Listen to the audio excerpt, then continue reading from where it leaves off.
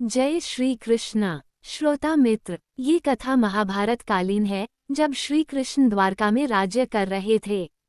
श्री कृष्ण का पौत्र अनिरुद्ध यदुवंशी कुल का तेजस्वी, वीर और सुंदर युवक था। उसी काल में असुरराज बानासुर की पुत्री उषा को सपने में अनिरुद्ध के दर्शन होते हैं और वो उनसे प्रेम कर बैठती है। चित्रलेखा ने अनिरुद्ध को अपहरण करके बानासुर से क्यों छुपाया था? जो महाभारत का वह भाग जो भावनात्मक भी है और रणनीति व प्रतिज्ञा से भरा हुआ भी। और श्री कृष्णा लीला भाग 122 की कहानी, जिसे एक भावपूर्ण, क्रमिक और संवादात्मक शैली में कहानी का वर्णन है।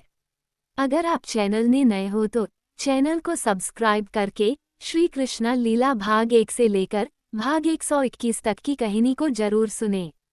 उषा की सखी चित्रलेखा, जो एक महान मायाविनी और योगिनी थी, उषा के इस प्रेम में उसका साथ देती है।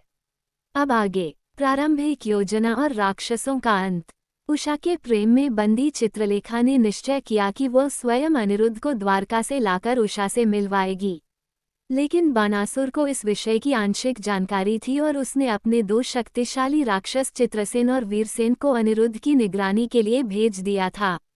चित्रलेखा जब अनिरुद्ध को लाने के लिए द्वारका पहुंची तो उसने ध्यानपूर्वक देखा कि दो राक्षस अनिरुद्ध के आसपास मंडरा रहे हैं। वो समझ गई कि ये बानासुर के भेजे हुए हैं। चित्रलेखा ने अपनी माया शक्ति का प्रयोग किया। उसने राक्षसों के सामने भ्रम उत्पन्न कर दिया। उन्हें लगा कि वे आपस में ही शत्रु हैं और इसी भ्रम में वे एक दूसरे पर टूट पड़े। चित्रलेखा की माया इतनी प्रबल थी कि अंततः दोनों राक्षसों की मृत्यु हो गई। सुदर्शन चक्र का अवरोध। अब चित्रलेखा अनिरुद्ध को लेने द्वारका नगरी के भीतर प्रवेश करने लगी, परंतु द्वारका की रक्षा करने वाला श्री कृष्ण का परम शक्तिशाली सुदर्शन चक्र उसके मार्ग में आ खड़ा हुआ।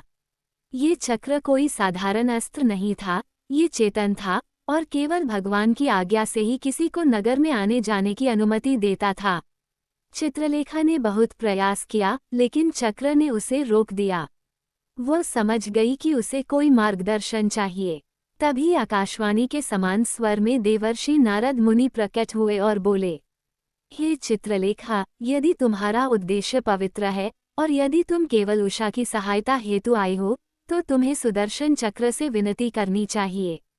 वो केवल बल का नहीं, भाव का मूल्य समझता है। चित्रलेखा ने सुदर्शन चक्र के समक्ष हाथ जोड़कर प्रार्थना की, हे चक्राज, मैं किसी अनर्थ की कामना नहीं करती, केवल प्रेमवश आई हूँ। मुझे द्वारका नगरी में प्रवेश की अनुमति दीजिए। सुदर्शन चक्र ने उसकी प्रार्थना स्वीकार कर ली और वह अदृश्य होकर द्वारका में प्रवेश कर गई। ब्रह्म और बलराम का कक्ष। अब चित्रलेखा ने महल के भीतर प्रवेश किया। उसकी माया इतनी प्रबल थी कि वह अदृश्य होकर सीधे उस स्थान पर पहुंची जहां अनिरुद्ध विश्राम कर रहा था। यह वह सोच रही थी कि अनिरुद्ध है। वह धीरे से अनिरुद्ध को उठाने लगी, पर उसे यह ज्ञात न था कि वह बलराम का कक्ष है, क्योंकि बलराम विशेष कारणवश उस दिन अनिरुद्ध के कक्ष में ही विश्राम करने आए थे। जैसे ही चित्रलेखा ने आगे बढ़ना चाहा, सुदर्शन चक्र फिर प्रकट हुआ और मार्ग में आ गया। चित्रलेखा चौंक गई। वह वापस नारद जी को बुलाती है और पूछती है, हे देवर्षि, यह क्या हो रहा है? क्या सुदर्शन चक्र मुझे फिर रोक रहा है? क्या अनिरुद्ध को ले जाने का समय नहीं आया? नारद मुस्कराकर बोले, हे चित्रलेखा, तुम जिसे अनिरुद्ध समझ रही हो वो बलराम है, द्वारका के शत्रुनाशक महाबली बलदेव। अनिरुद्ध का कक्ष आगे है। चित्रलेखा घबरा गई, लेकिन तब तक उसका वस्त्र एक बर्तन से टकरा गया और आवाज हुई। बलराम की नींद टूट गई। बलराम की चिंता और चित्रलेखा की चतुराई। बलराम उठे और देखा कि कोई स्त्री आकृति छिप रही है। वे क्रोधित हुए और उसे रोकने दौड़े, पर चित्रलेखा तुरंत मायावश अदृश्य हो गई। बलराम को संदेह हुआ, कहीं अनिरुद्ध पर कोई अनहोनी तो नहीं। वे सीधे श्री कृष्ण के पास पहुंचे और बोले, भैया, अनिरुद्ध के कक्ष में कुछ गड़बड़ लग रही है और रुक्मिणी जी का व्यवहार भी थोड़ा विचित्र लग रहा है। मुझे चिंता हो रही है। श्री कृष्ण गंभीर हो गए, लेकिन उन्होंने बलराम को शांत रहने को कहा। वे जानते थे कि प्रेम और भाग्य की चाल को बल से नहीं, संयम से समझना चाहिए। रुक्मिणी का भेष और चित्रलेखा की योजना। चित्रलेखा ने अब अगला चरण आरंभ किया। उसने रुक्मिणी माता का रूप धारण कर लिया। वह अत्यंत शालीनता से बलराम के समक्ष पहुंची और मीठे स्वर में कहा, प्रभु, आप कक्ष में थोड़ी देर विश्राम करें, मैं अनिरुद्ध को देख लेती हूँ। बलराम को चित्रलेखा की माया से धोखा हो गया। वे रुक्मिणी समझकर कक्ष छोड़कर चले गए। अब चित्रलेखा अनिरुद्ध के पास पहुंची। वह गहरी निद्रा में था। चित्रलेखा ने अपनी माया से उसे और गहरी नींद में सुला दिया और धीरे धीरे उसे उठाकर अपने साथ ले जाने लगी। चित्रलेखा का सफल अपहरण। चित्रलेखा उड़ती हुई द्वारका से बाहर निकल गई। सुदर्शन चक्र अब चुपचाप देख रहा था। वह जान गया था कि इस कार्य के पीछे कोई अधर्म नहीं है, बल्कि एक सच्चा प्रेम और पूर्वनियत भाग्य है। वह अनिरुद्ध को लेकर शोणितपुर अर्थात बानासुर की नगरी पहुंची, जहां उषा पहले से व्याकुलता से प्रतीक्षा कर रही थी। चित्रलेखा ने जब अनिरुद्ध को उषा के सामने लाकर खड़ा किया तो उसकी आंखों से अश्रुधारा बहने लगी। उस दिन प्रेम की विजय हुई, बिना किसी युद्ध के, बिना किसी प्रतिरोध के। श्री कृष्ण और बलराम की चिंता। दूसरी ओर द्वारका में बलराम और श्री कृष्ण को जब अनिरुद्ध के न होने का पता चला तब स्थिति गंभीर हो गई। बलराम चिंतित थे, रुक्मिणी देवी उदास और श्री कृष्ण शांत किंतु चिंतनशील। श्री कृष्ण ने केवल इतना कहा, जहाँ प्रेम सच्चा होता है वहाँ नियति स्वयं मार्ग बना देती है। अभी समय आने दो, हम उचित उत्तर देंगे। अनिरुद्ध का जागरण और उषा से मिलन। चित्रलेखा, जो अनिरुद्ध को योगमाया से गहरी नींद में सुलाकर शोणितपुर लाई थी, अब उषा के कहने पर उसे जगाती है। जैसे ही अनिरुद्ध जागते हैं, वह अपने स्थान को देख चकित हो जाते हैं। न कोई परिचित सैनिक, न द्वारका की छाया। उनकी दृष्टि जब सामने खड़ी उषा पर पड़ती है तो एक अद्भुत ऊर्जा का संचार होता है। वो वही स्वरूप था जिसे उन्होंने भी स्वप्न में देखा था, वही सौंदर्य, वही आभा। उषा और अनिरुद्ध दोनों एक दूसरे को देखकर भावविभोर हो जाते हैं।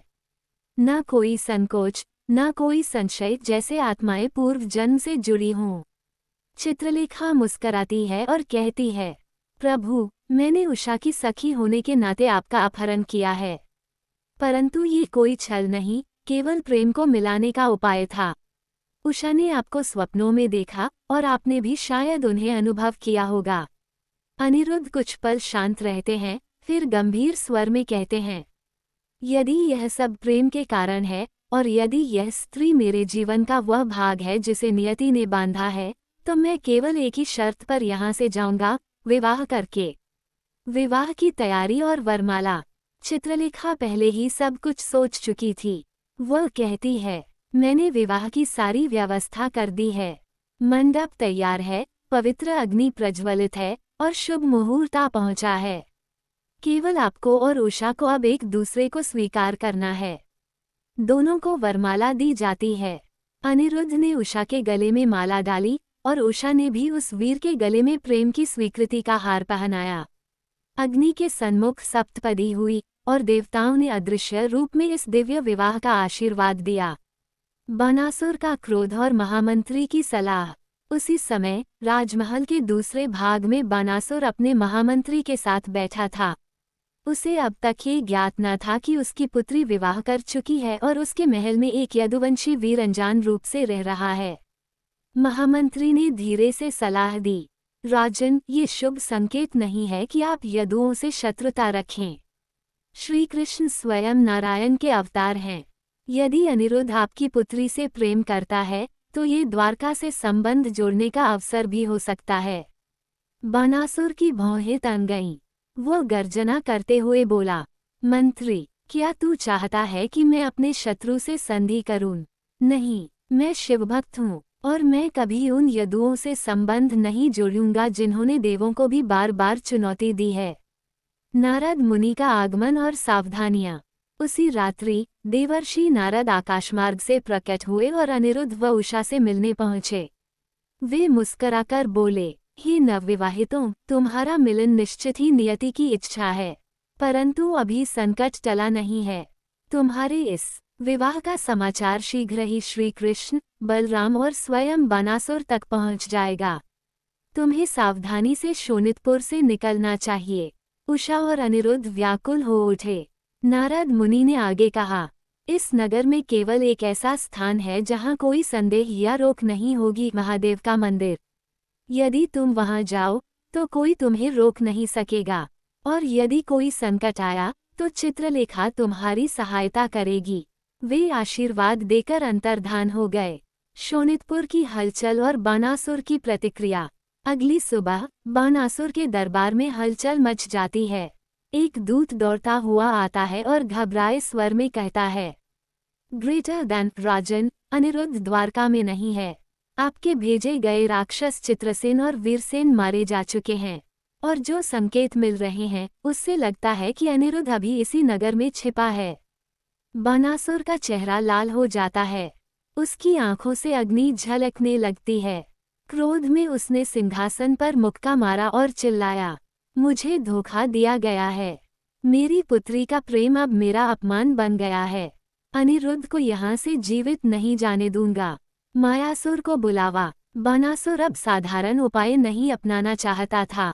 वह जानता था कि अनिरुद्ध केवल कोई सामान्य यदुवंशी नहीं, बल्कि श्रीकृष्ण का प्रिय पौत्र है। उसके पास केवल एक उपाय बचता है, मायासुर।